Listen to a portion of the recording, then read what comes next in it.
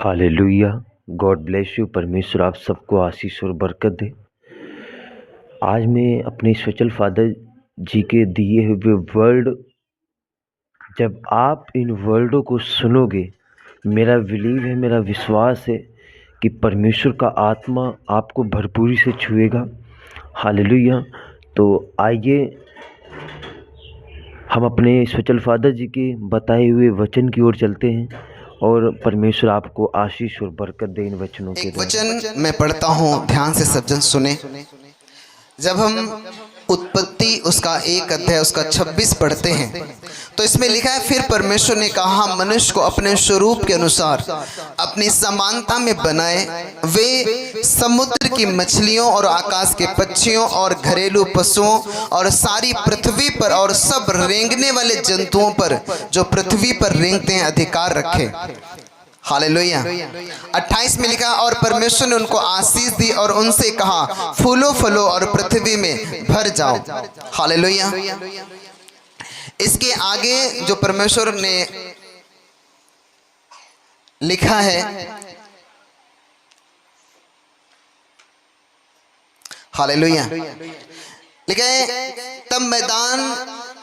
तब यहोवा परमेश्वर ने आदम को भूमि की मिट्टी से रचा और उसके नथनों में जीवन का श्वास फूंक दिया और आदम जीवित प्राणी बन गया। और यहोवा परमेश्वर ने पूर्व की ओर एक अदन में एक वाटिका लगाई और वहां आदम को जिसे उसने रचा था रख दिया। और यहोवा परमेश्वर ने भूमि से सब भांति के वृक्ष जो देखने में मनोहर और जिनके फल खाने में अच्छे हैं उगाए, और वाटिका के बीच में जीवन के वृक्ष को और भले और बुरे के ज्ञान के वृक्ष को भी लगाया, उस वाटिका को सींचने के लिए। हालेलुया।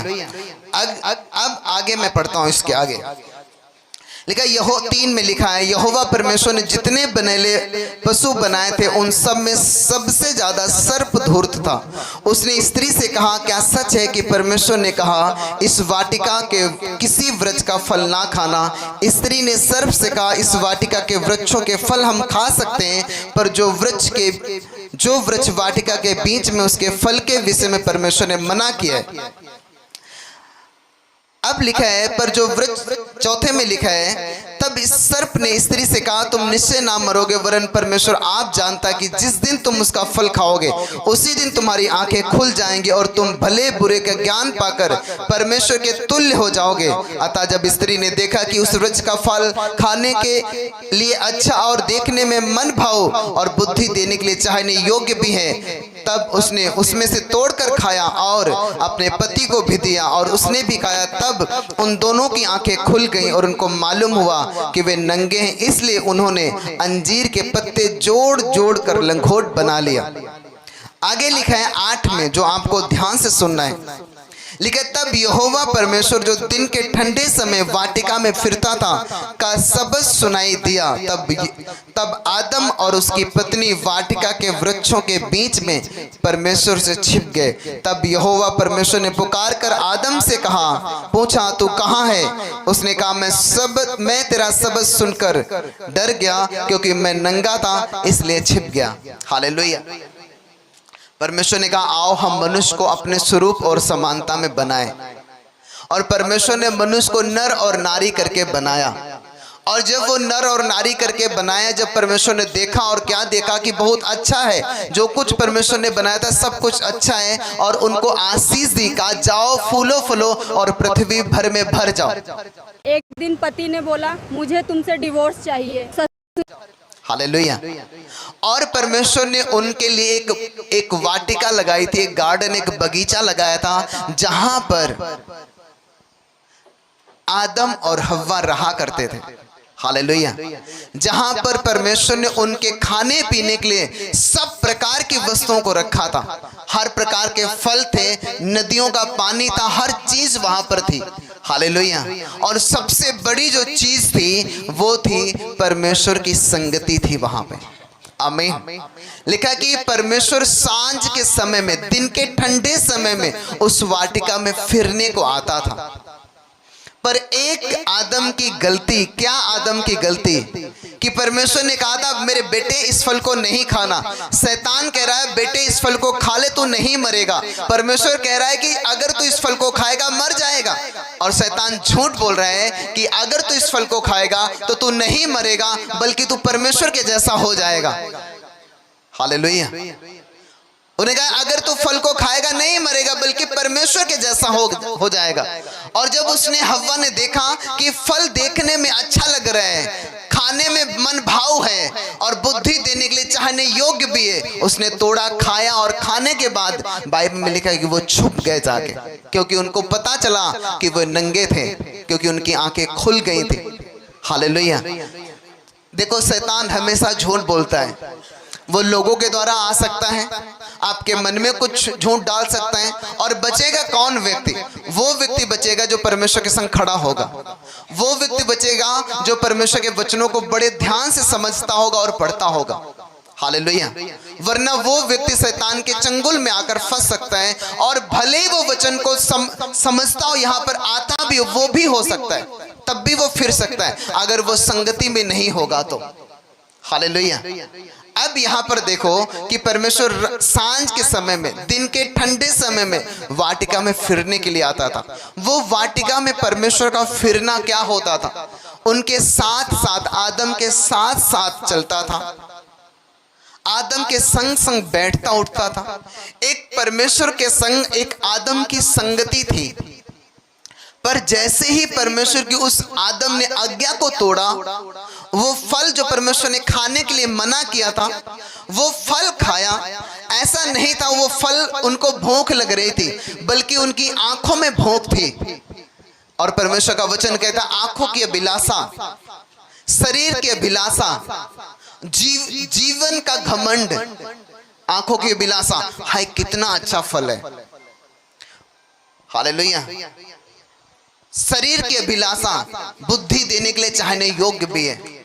जीवन का घमंड, वाह मैं ऐसे जीऊंगा, मैं चौधरी बन के जीऊंगा, मैं ये बन के जीऊंगा, मैं बड़ा ये बन के जीऊंगा। ये एक जीविका का घमंड होता है। हालेलुया। और बाइबल कहती है कि शरीर की अभिलाषा, आंखों की अभिलाषा और जीविका का घमंड, ये तीनों जो होते हैं वो परमेश्वर की ओर से नहीं होते। हालेलुया। मेरी बात समझ रहे हैं कि नहीं आप? ये तीनों जो होते हैं वो परमेश्वर की ओर से नहीं होते। अपने हाथों को उठाओ, बोलो परमेश्वर जो मैं सुन रहा हूं आज, मेरी बुद्धि खोल, मैं इसे सही से समझ सकूं। मांगो एक सेकंड के लिए।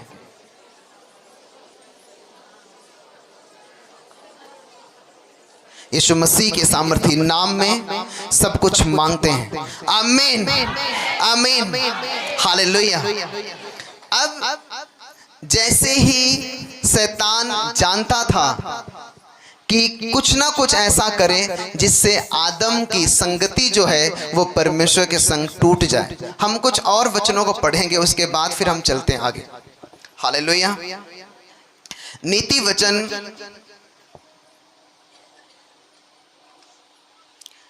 सब जन नीति वचन खोलेंगे, उसका 8 अध्याय 31 वचन।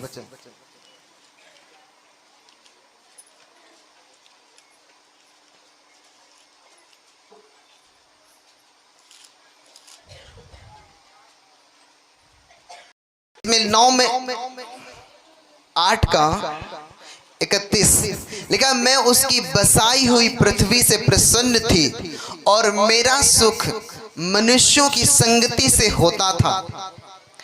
उसके बाद हम 12 अध्याय उसका 11 पढ़ेंगे इसी नीति वचन में।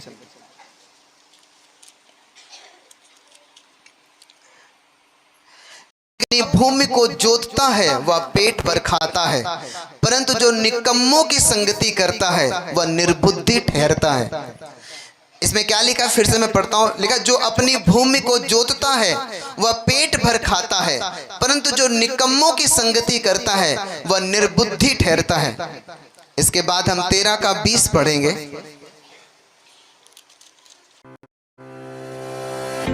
ऑल इन वन डी लिखा है, बुद्धिमानों की संगति कर तब तू बुद्धिमान हो जाएगा, परंतु मूर्खों का जो साथी है वह नष्ट होगा। बुद्धिमानों की संगति कर तब तू बुद्धिमान हो जाएगा, परंतु मूर्खों का साथी नष्ट हो जाएगा।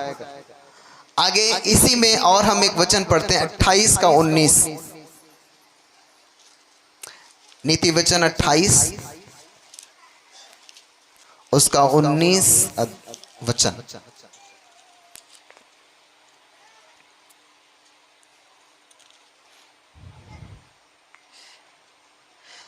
लिखा, जो अपनी भूमि को जोता बोया करता है उसका तो पेट भरता है, परंतु जो निकम्मे लोगों की संगति करता है वह कंगालपन से घिरा रहता है। हालेलुया। प्रेरितों के काम 2:42, पहला कुरिन्थियों 1:9 और 6 अध्याय उसका 17वां वचन। पहला कुरिन्थियों में फिर से पढ़ता हूं उस वचन को एक बार।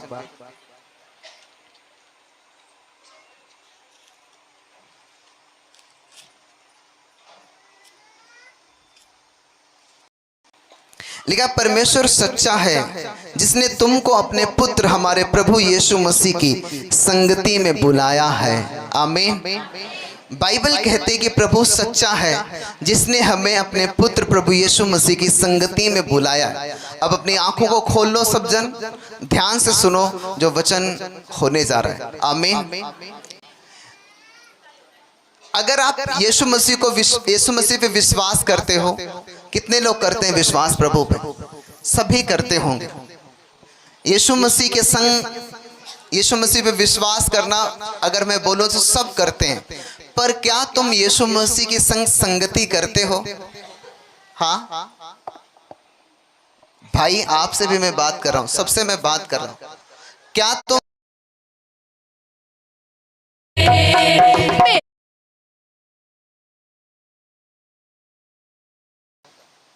हालेलुया। तुमको भले रोड पे प्रचार किसी ने किया था, घर में भले ही आके प्रभु यीशु मसीह के बारे में बताया था, पर तुमने हीलिंग कहां से पाई थी? तुमने वचन कहां से सीखे थे? और शैतान पूरी कोशिश करता है वहीं से आपको हटाने की। जब आप सप्ताह के पहले दिन प्रभु की उपस्थिति में आते हैं, इतवार के दिन परमेश्वर की उपस्थिति में बैठते हैं, इसको परमेश्वर की साथ संगति करना बोलते हैं। आमीन। अब संगति के लिए आप एक साथ इकट्ठे होकर, एक साथ होकर आप इकट्ठे होते हैं। हम प्रभु के संग संगति कर रहे हैं। हालेलुया। परमेश्वर ने कहा जो जोतता बोता है वो उसको कंगालपन नहीं, पर जो निर्बुद्धियों की संगति करता है। अब तुम देख लो कि तुम संगति किसके संग करते हो। संगति का मतलब कुछ देर बैठकर टाइम बिताना। हालेलुया। नहीं कहते तुम्हारी संगति अच्छी नहीं है, इस संग घूमता रहता है। क्या तुम प्रभु के संग घूमते हो? हालेलुया। ये एक मेन चीज है, संगति करना। आमीन। बड़े अच्छे, अगर तुम वचन को भी मानते हो, बड़ा से बड़ा पास्टर हो खड़ा हो, हालेलुया, तुम बड़े ही वचन से भरे हुए हो, वचन को बहुत अच्छी तरह से जानते हो, सब कुछ है, पर फिर भी अगर तुम संगति नहीं कर रहे हो, कोई फायदा नहीं। हालेलुया। आप देख रहे पंखा है, लाइटें लगी हैं, ये सामने लाइट लगी है, अगर इसमें करंट ना हो तो बताओ क्या ये सिर्फ लगा ही रहेगा?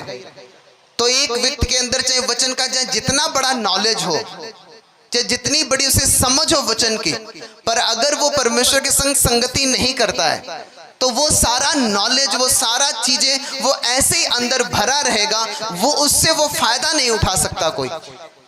हालेलुया। संगति का मतलब अगर परमेश्वर आपके साथ है।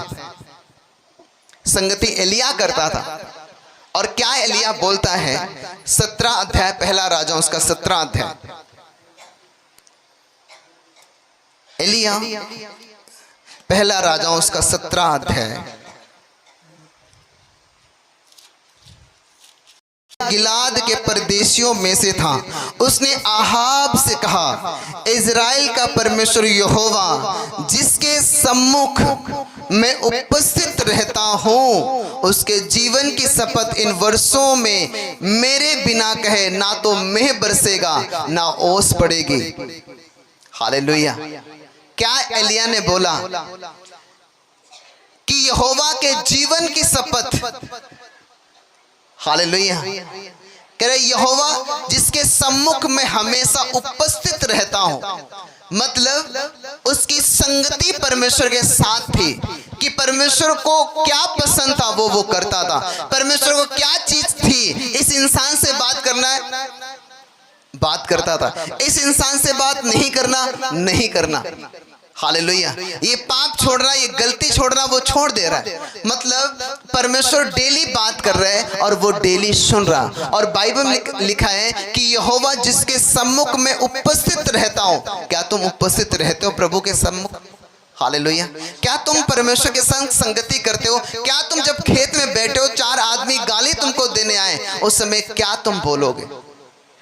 हालेलुया, अब उठ के तुम भी गाली देने रहो। अरे भाई, तुम्हारे संग प्रभु भी बैठा है साथ में। हालेलुया, और परमेश्वर के सामने तुम गंदी गंदी गालियां निकाल रहे हो, क्या होगा? क्या तुम संगति करते हो? नहीं, परमेश्वर तुम्हारे पास से चला जाएगा, कई लोगों के पास से चला जाता है। हालेलुया, कई लोगों को पता होता है कि इस व्यक्ति के संपर्क में आने से मैं हमेशा गिर जाऊंगा, तो भी वो लोग उस व्यक्ति के संपर्क में हमेशा आएंगे, और जब आएंगे शैतान